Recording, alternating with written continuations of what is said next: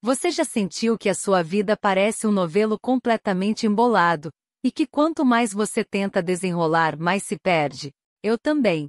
E foi exatamente nos dias em que eu me senti mais perdida que descobri pequenas coisas que, sem perceber, começaram a colocar tudo no lugar. Talvez essas sejam as dicas práticas que você precisava para começar a resolver a sua vida também. Não foi de uma hora para outra. Aliás, se tem algo que precisei aprender, é que nenhuma vida se resolve num passe de mágica. Mas eu estava tão cansada de me sentir atolada, sufocada pelas contas, pelas preocupações, pelos medos e por tantas dúvidas, que precisei começar de algum lugar. E foi aí que me veio a primeira lição: quando tudo parece grande demais, comece pequeno. Então eu comecei pelo meu quarto. Pode parecer bobo, mas eu decidi arrumar o meu guarda-roupa. No meio das roupas velhas, das lembranças que só traziam dor e da bagunça que gritava mais alto que a minha mente, fui me dando conta do quanto aquilo também era um reflexo de mim. Descartar o que não servia mais foi libertador, não só para as gavetas, mas para minha alma. E percebi que a vida é um pouco isso: a gente precisa abrir espaço para o novo chegar. Depois veio outra coisa. Eu estava tão acostumada a reclamar do trabalho, do trânsito, do governo, da saúde, da falta de dinheiro, que não percebia o quanto aquilo me consumia.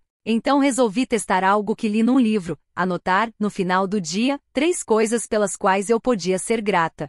No começo foi difícil. Eu não via nada de bom. Mas com o tempo, comecei a agradecer pelo café quente que me despertava, pelo bom dia do porteiro, pelo dia que não choveu e eu pude voltar andando para casa. Parece pouco, mas foi mudando o tom dos meus pensamentos. Eu passei a ver beleza onde antes só via peso. Outra dica que me salvou foi aprender a dizer não. Eu tinha um medo enorme de decepcionar as pessoas.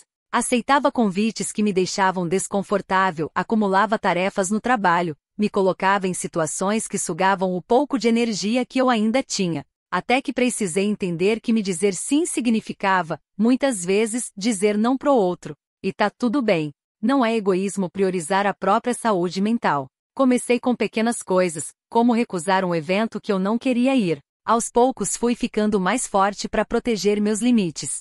Também decidi mexer nas minhas finanças. Eu não sou nenhuma especialista, mas me obriguei a olhar para as minhas dívidas. Peguei papel, caneta, abri o aplicativo do banco, encarei o saldo negativo. Doeu, mas foi necessário. Fiz um mini planejamento. Primeiro pagar o que estava mais atrasado, depois cortar gastos supérfluos. Passei a anotar tudo que eu gastava. E você não imagina o alívio que é sentir que, pelo menos nesse ponto, eu estava retomando o controle. A nossa cabeça fica mais leve quando sabe para onde o dinheiro está indo. Comecei também a cuidar do meu corpo. Eu estava tão entregue ao cansaço emocional que deixei meu físico implorar por atenção. Passei a caminhar, nem que fosse 10 minutos. Às vezes só no quarteirão.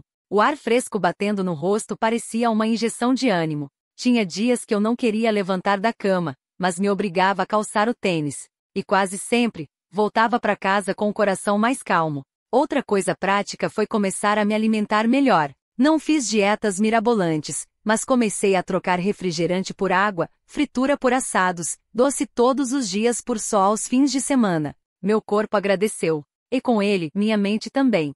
Não dá para subestimar o quanto o que a gente come interfere no nosso humor. E tem algo que pouca gente fala, mas que é poderoso: reduzir o tempo nas redes sociais. Eu gastava horas vendo a vida perfeita dos outros e depois me sentia um lixo. Então comecei a estipular horários para mexer no celular. Foi difícil, mas libertador. Passei a usar esse tempo para ouvir músicas que me traziam paz, ler coisas que me inspiravam ou simplesmente ficar em silêncio, olhando o céu pela janela. Comecei também a fazer pequenas listas de tarefas diárias. Coisas simples, tipo lavar a louça, responder aquele e-mail ou ligar para minha mãe. Riscar essas tarefas me dava um senso de dever cumprido que eu não sentia há muito tempo. Era como se, no meio do caos, eu estivesse reconstruindo a minha vida, uma coisinha de cada vez. E talvez o mais importante de tudo: busquei ajuda. Foi difícil admitir que eu precisava.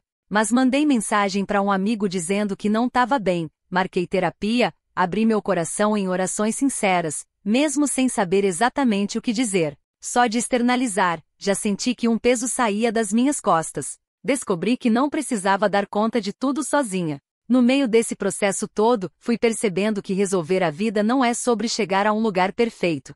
É sobre aprender a caminhar mais leve, escolher o que carregar e o que deixar para trás, cuidar da mente, do corpo e do espírito, e principalmente, não ter vergonha de recomeçar quantas vezes for necessário. E foi assim que as coisas começaram, pouco a pouco, a se encaixar. Ainda não tá tudo perfeito, e nem sei se um dia vai estar, mas já não sinto aquela sensação de estar me afogando. Hoje, tenho dias bons e dias ruins, mas sei que posso lidar com eles. Sei que tenho ferramentas práticas que me ajudam a não voltar pro fundo do poço.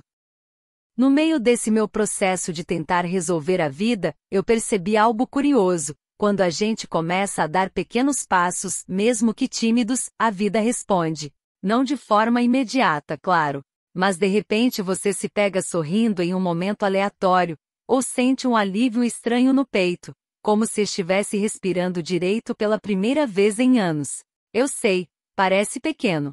Mas para quem viveu tanto tempo sufocada, isso já é enorme. Eu também passei a ter conversas mais sinceras. Antes eu tinha medo de incomodar, de parecer fraca, de expor minhas confusões. Então respondia, tá tudo bem, quase no automático. Mas aí comecei a me permitir dizer quando algo não estava bom. Descobri que tem pessoas que realmente se importam, e que às vezes tudo o que elas precisavam era que eu abrisse uma fresta para poderem entrar e me abraçar com palavras. Foi nesses momentos que percebi o quanto falar cura. Outra coisa prática que fez diferença foi dormir melhor. Parece tão óbvio, mas eu ia para a cama com o celular na mão, rolava redes sociais até meus olhos fecharem. Minha cabeça ficava agitada, cheia de comparações e preocupações.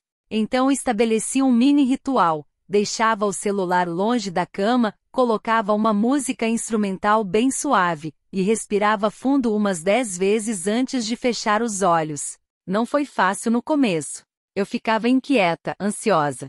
Mas com o tempo meu corpo entendeu o recado. Era a hora de descansar. Isso melhorou meu humor e até minha disposição durante o dia. Teve também o hábito de escrever. Não sou escritora. Nunca fui boa com palavras bonitas.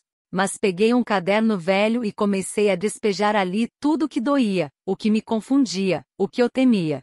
Escrever sem filtro, sem pensar se estava certo ou errado. Era só eu comigo mesma. Às vezes fechava o caderno com lágrimas nos olhos, mas sentia que tinha tirado um peso do peito. Recomendo que você tente. Às vezes a caneta entende o que a boca não consegue dizer. Eu também comecei a consumir conteúdos diferentes. Trocava vídeos que só me deixavam com inveja ou irritada por vídeos que me ensinavam algo. Aprendi receitas simples, dicas para organizar a casa, até pequenas reflexões sobre o sentido da vida. Isso foi reprogramando minha cabeça devagarinho, me afastando do ciclo de reclamar e me aproximando de um lugar mais leve. Outro ponto importante foi reaprender a respirar. Eu não percebia, mas vivia com o peito travado, respirando curtinho, como se estivesse sempre me preparando para um golpe. Então baixei alguns áudios de respiração guiada. 3 minutinhos que eu fazia sentada na cama ou no sofá. Inspirava profundamente pelo nariz, segurava um pouco e soltava devagar pela boca. Pode parecer insignificante, mas isso diminuiu minha ansiedade em momentos críticos. E tem mais, eu me permiti pausar. Antes eu tinha culpa de descansar, achava que estava perdendo tempo. Mas um dia me fiz a pergunta: para que estou correndo tanto? Para onde estou indo desse jeito? E não soube responder. Então comecei a sentar na varanda no fim do dia, mesmo que só por 5 minutos, sem celular, só para ver o céu mudar de cor. Foi um dos hábitos mais simples e ao mesmo tempo mais poderosos que criei. Também precisei mudar um pouco meu círculo. Isso foi doloroso. Mas percebi que certas pessoas só me puxavam para baixo, reclamavam demais, criticavam tudo, faziam piadas que me diminuíam. Então me afastei aos poucos. Não precisei brigar, só fui colocando limites e me priorizando. No lugar dessas companhias, busquei gente que me inspirava, mesmo que fosse só assistindo vídeos ou ouvindo histórias. Isso foi alimentando meu coração de um jeito diferente. E em todo esse caminho, algo sutil aconteceu, eu comecei a me sentir capaz de fazer planos de novo. Coisinhas pequenas, como plantar uma flor num vaso, marcar um piquenique comigo mesma num parque, cozinhar uma receita nova no domingo.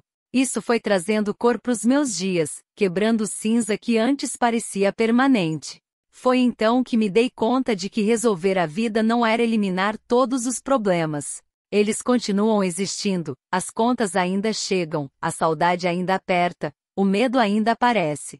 Mas agora eu tinha pequenas âncoras. Ferramentas que me ajudavam a não me perder completamente quando a maré subia. Foi assim que voltei a ter esperança. Eu queria te dizer que se você está ouvindo isso hoje, talvez seja porque também precisa dessas pequenas dicas. Não para virar alguém perfeito, não para ter a vida dos sonhos, mas para começar, de algum ponto, a colocar ordem no caos. E se permitir sentir orgulho dos passinhos dados, mesmo que ninguém mais veja. Pode ser arrumar o seu quarto hoje, anotar 3 coisas boas antes de dormir, caminhar no quarteirão ou só desligar o celular meia hora antes de deitar. Pode ser finalmente encarar suas finanças, ou mandar uma mensagem para alguém dizendo preciso conversar. O importante é começar. Eu não sou um exemplo de quem resolveu tudo. Longe disso. Mas sou a prova viva de que é possível sair do fundo do poço, ainda que lentamente. E te garanto, a vida depois da dor. A vida depois do cansaço. A vida depois do medo. E ela pode ser muito mais bonita do que você imagina. Se essa mensagem encontrou um pedacinho do seu coração que ainda precisa de cuidado, faz uma coisa por mim, curta esse vídeo para ele chegar em mais pessoas. Se inscreve no canal para caminhar com a gente, e comenta aqui embaixo qual dessas pequenas atitudes você vai tentar hoje. Ah, e se puder, compartilha com alguém que também esteja precisando de um sopro de esperança. Às vezes, o seu simples gesto é o milagre que alguém estava esperando. Coração azul.